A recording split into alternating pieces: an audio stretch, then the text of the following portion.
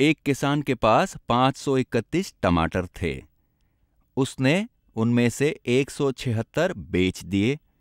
176 टमाटरों की बिक्री कर पाया।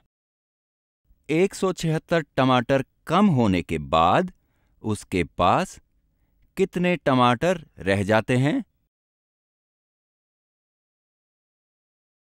तो वह 531 टमाटरों से बिक्री शुरू करता है। 500 कम करने के लिए थोड़ा सा और स्थान लेते हैं। उसके पास 531 टमाटर थे और उसने 176 बेच दिए। हमें यह पता करना है कि उसके पास कितने टमाटर शेष बचे। असल में 176 टमाटर जो उसने बेच दिए वे घट गए, तो हम वे 176 टमाटर घटाने वाले हैं जो उसने बेच दिए। तो प्रश्न है, उसके पास कितने टमाटर शेष बचते हैं।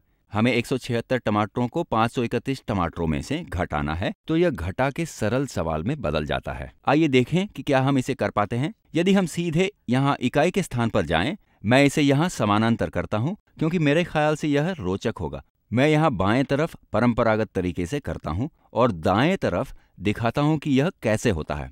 तो 531 वैसे ही है जैसे 500 जमा 30 जमा 1, और यदि आप 176 घटाते हैं तो यह वैसे ही है जैसे उसमें से 100 घटाना और 70 घटाना और फिर 6 घटाना। और मैंने इसे इस तरह लिखा क्योंकि 531 में 5 ऐसे ही है जैसे 500।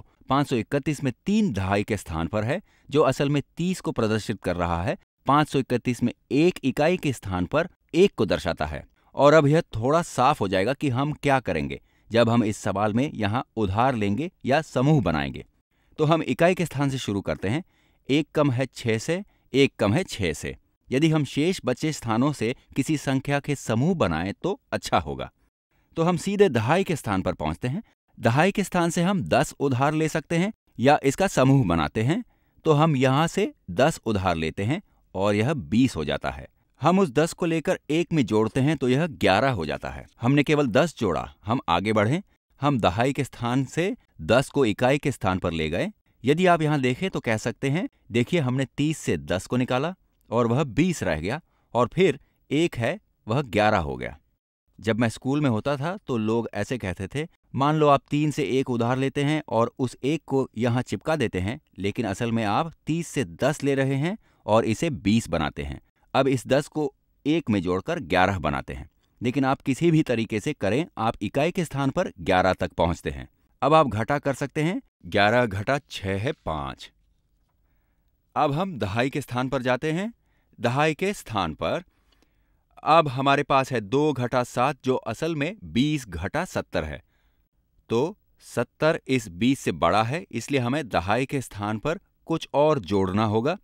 हम समूह बनाने के लिए कुछ और संख्या लेने के लिए सैकड़ा के स्थान पर जाते हैं। हमारे पास यहाँ 500 है।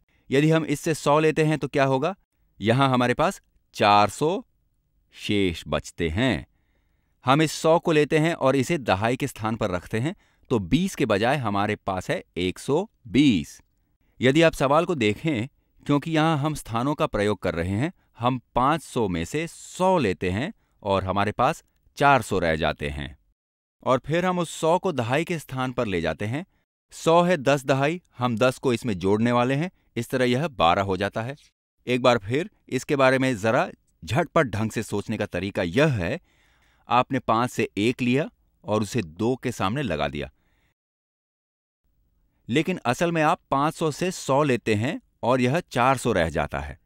और फिर 100 को यहां 20 में जोड़ते हैं और इसे 120 बनाते हैं, लेकिन आपने यहां 12 लिखा है क्योंकि यह 12 दहाइयां हैं। आप दहाई के स्थान पर हैं। मैं इसे लिखता हूं, यह इकाई का स्थान है, यह दहाई का स्थान और यह सैकड़ा का स्थान हुआ। तो अब दहाई के स्थान पर हमारी ऊपर वाली संख्या नीचे की संख्या से बड़ी है। हम घटा कर सकते हैं। तो हमारे पास है 120 घटा 70 जो कि 50 है, या कहें 12 घटा 7 है 5, लेकिन 5 दहाई के स्थान पर है, इसलिए यह 50 को प्रदर्शित करता है। मैं उसी रंग से घेरा बनाता हूं ताकि आप पहचान सकें।